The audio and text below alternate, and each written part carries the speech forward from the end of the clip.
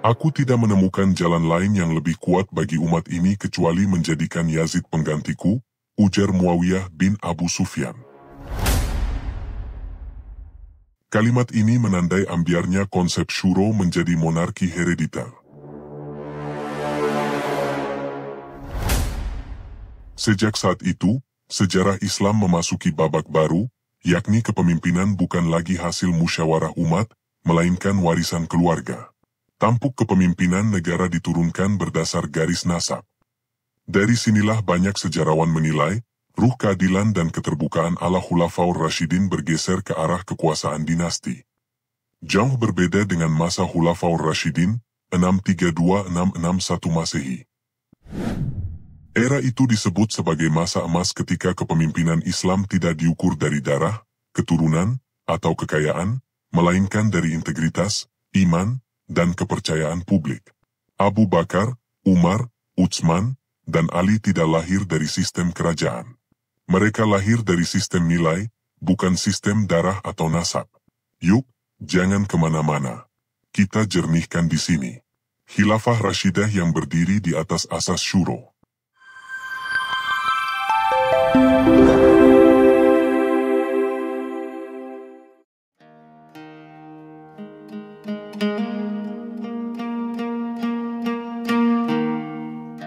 Khilafah Rashidah berdiri di atas asas syuro, yaitu prinsip musyawarah dalam pengambilan keputusan. Tidak ada paksaan, tidak ada kekuasaan yang diwariskan. Umatlah yang mengangkat pemimpin mereka melalui ijma atau konsensus, bukan melalui pedang atau perintah istana. Khalifah Abu Bakar terpilih lewat baiat di Sakifah. Umar ditunjuk melalui wasiat berdasarkan musyawarah sahabat. Utsman dipilih oleh Dewan Formatur yang ditetapkan Umar. Sedangkan Ali dibaiat langsung oleh umat setelah kekacauan pasca pembunuhan Khalifah Utsman bin Affan. 4 cara yang berbeda, tapi satu nafas, yakni syuro. Namun, roda sejarah tak selalu berputar di jalan yang sama. Ketika dinasti Umayyah berdiri, sistem syuro berubah menjadi monarki. Dan ketika dinasti Abbasiyah mengambil alih, sistem itu diperkuat dengan birokrasi istana dan legitimasi agama. Pada masa-masa berikutnya, kekuasaan semakin menjauh dari prinsip kesetaraan. Yang dulu, pada masa awal, menjadi ciri khas masa Rasul dan para Khulafaur Rasyidin. Islam yang awalnya menolak keangkuhan bangsawan Quraisy, kini justru menyaksikan kembali lahirnya elit istana. Dari pemimpin yang duduk di tanah bersama rakyatnya, berubah menjadi raja yang begitu berjarak dari suara umat. Karena itu, masa Khulafaur Rasyidin bukan sekadar periode sejarah. Periode ini adalah tolok ukur moral politik Islam. Dari masa ini kita belajar bahwa kekuasaan tanpa amanah hanyalah kebanggaan kosong. Dan ketika kekuasaan diwariskan, maka ruh kepemimpinan berubah, dari pelayanan menjadi kepemilikan. Video ini tentu tidak dimaksudkan untuk mengecilkan capaian besar tiap dinasti dalam sejarah Islam. Setiap masa memiliki warna dan kontribusinya sendiri, baik dalam bidang ilmu, budaya, maupun politik. Namun, fokus kita kali ini adalah pada warna awal kepemimpinan Islam, masa ketika generasi yang oleh Nabi disebut sebagai khairu ummah atau umat terbaik yang memegang kendali pemerintahan. Dalam hadis disebutkan, sebaik-baik generasi adalah generasiku, kemudian yang setelahnya, lalu yang setelahnya. Artinya, periode sahabat, termasuk dalam hal pemerintahan, sangat mungkin merupakan bagian dari yang dimaksud. Nabi sebagai masa terbaik. Sebuah fase di mana kekuasaan masih menjadi amanah, bukan warisan, dan politik masih menjadi jalan ibadah, bukan perebutan tahta. 4 bayangan kepemimpinan ideal. Ketika umat kehilangan Rasulullah, mereka tidak kehilangan arah, karena di antara mereka masih berdiri sosok-sosok yang paham betul apa arti memimpin dengan amanah, bukan dengan ambisi. 4 khalifah itu bukan sekadar penerus, tapi 4 wajah kepemimpinan Islam yang berbeda warna, namun satu tujuan, menjaga kemurnian risalah dan menegakkan keadilan. Pertama, Abu Bakar As-Siddiq, stabilitas dalam kekacauan. Pemilihan Abu Bakar di Sakifah Bani Saidah bukan sekadar keputusan politik, melainkan keputusan darurat di tengah potensi perpecahan. Di saat umat gamang, Abu Bakar hadir sebagai jangkar ketenangan. Ia menegakkan disiplin iman di tengah gelombang kemurtadan dan penolakan zakat. Kepemimpinannya pendek, tapi padat dengan makna, bahwa iman harus menjadi fondasi politik. Abu Bakar mengajarkan, kepemimpinan bukan tentang memperbanyak pengikut, tapi memastikan arah benar sebelum melangkah jauh. Abu Bakar As-Siddiq. Nama lengkapnya Abdullah bin Abi Quhafah At-Taimi Al-Qurashi. Ia berasal dari suku Taim, salah satu kabilah terhormat di Mekah. Abu Bakar termasuk orang terpandang sebelum Islam datang. Dikenal sebagai saudagar sukses, berakhlak lembut, jujur, dan mudah bergaul. Bahkan sebelum diutusnya Nabi, Abu Bakar sudah dijuluki Al-Atiq, karena wajahnya yang berseri dan perilakunya yang menawan. Abu Bakar adalah salah satu orang pertama yang memeluk agama Islam. Bahkan sebagian riwayat menyebut, ia masuk Islam tanpa ragu. Segera setelah Nabi menyampaikan wahyu pertama. Tak perlu bukti atau mukjizat, cukup kalimat dari sahabatnya sendiri, "Aku adalah Rasulullah." Tanpa debat panjang, Abu Bakar menjawab dengan keyakinan, "Engkau benar." Itulah mengapa Nabi menjulukinya As-Siddiq. Artinya, yang sangat membenarkan. Dari tangannya pula, banyak tokoh besar kemudian masuk Islam, Utsman bin Affan, Abdurrahman bin Auf, Zubair bin Awam, Sa'ad bin Abi Waqqas, dan Talhah bin Ubaidillah, semua menjadi sahabat inti Rasulullah. Abu Bakar bukan hanya sahabat di medan dakwah, tapi juga teman paling dekat dalam suka duka perjuangan. Dialah yang menemani Nabi dalam peristiwa hijrah ke Madinah. Saat bersembunyi di Gua Sur dan kaum Quraisy mengejar, Abu Bakar berkata lirih, "Andai mereka menundukkan pandangan, pasti mereka melihat kita." Rasul menjawab dengan tenang, "Inna waha mangana." Jangan takut, wahai Abu Bakar. Allah bersama kita. Percakapan ini menggambarkan keyakinan, ketenangan. Modal penting ke depan, saat Abu Bakar menjadi pemimpin umat. Setelah Rasulullah wafat, umat Islam sempat terguncang. Tak hanya karena kehilangan sosok pemimpin spiritual, tapi juga karena belum ada mekanisme pengganti. Di Sakifah Bani Saidah, perdebatan keras antara Ansor dan Muhajirin hampir menimbulkan perpecahan besar. Dalam situasi itulah Umar bin Khattab berdiri dan berkata, "Bentangkan tanganmu, wahai Abu Bakar." Ia membayat Abu Bakar di hadapan para sahabat. Yang lain pun mengikuti. Keputusan ini bukan hanya politik darurat, ini penyelamatan moral umat. Sebab di tengah kepanikan, hanya sahabat Abu Bakarlah yang mampu menenangkan umat tanpa memperkeruh keadaan. Masa kepemimpinan Abu Bakar As-Siddiq hanya sekitar 2 tahun, dari 632 sampai dengan 634 Masehi. Namun masa itu sangat krusial.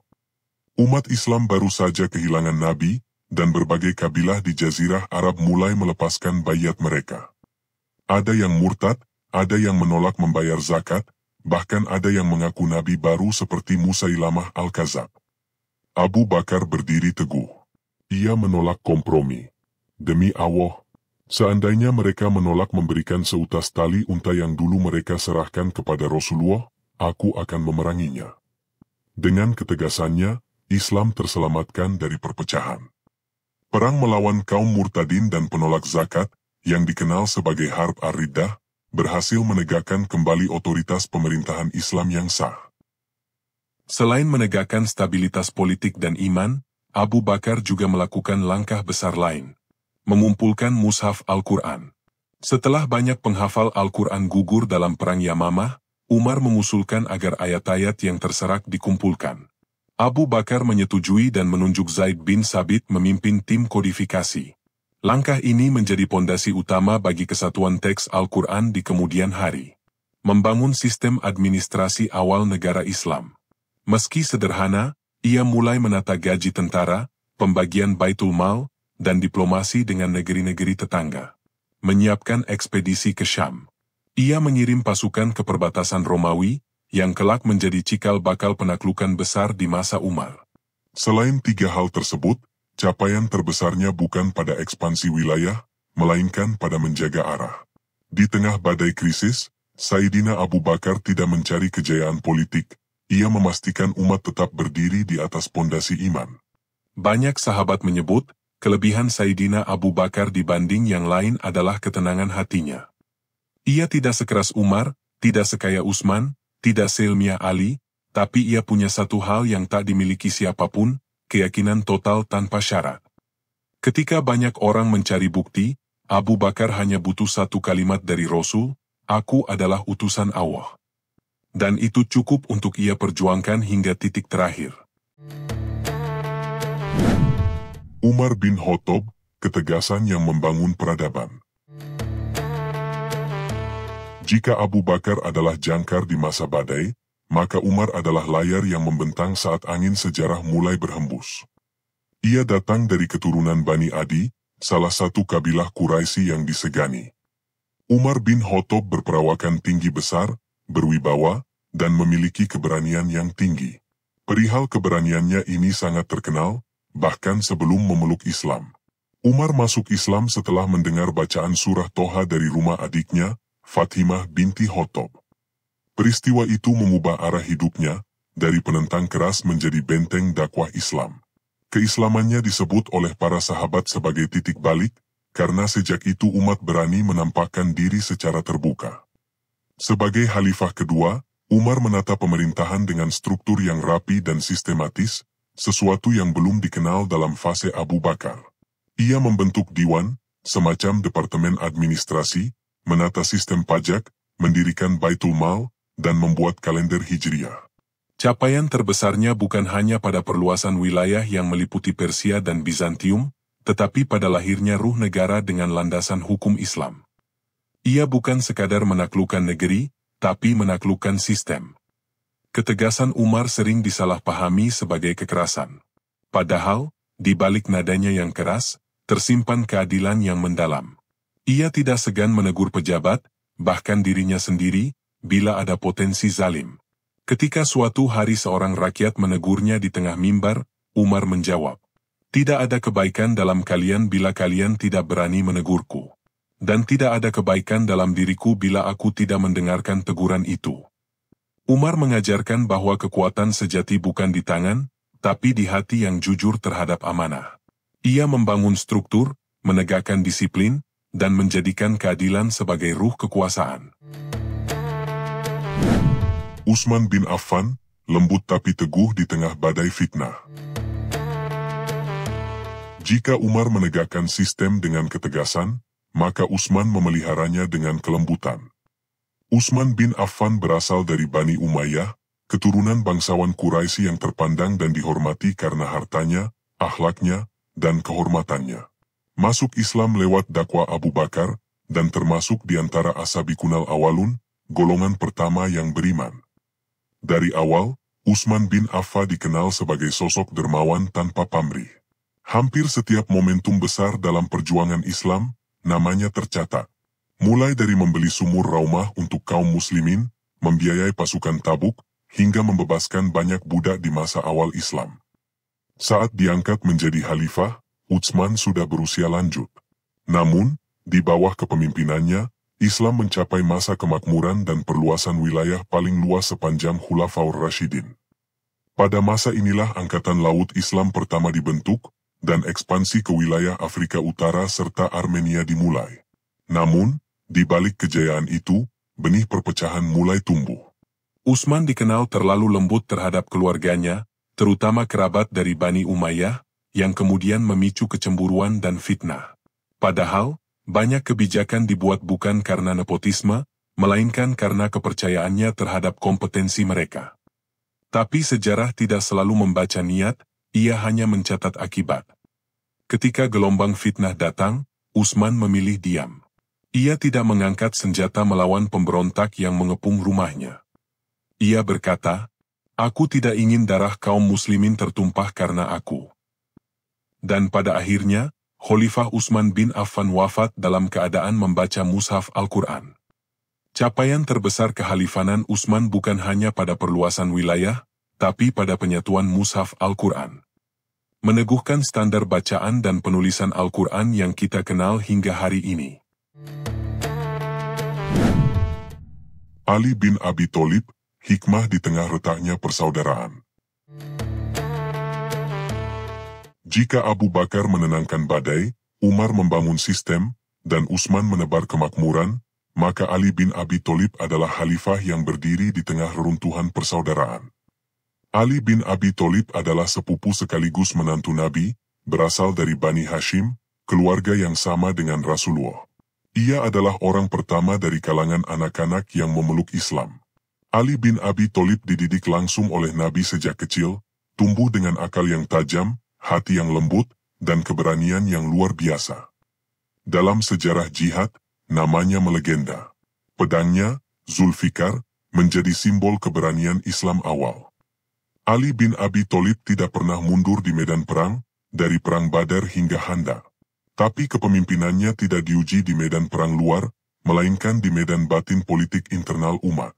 Ketika Khalifah Utsman wafat terbunuh, umat Islam kehilangan arah.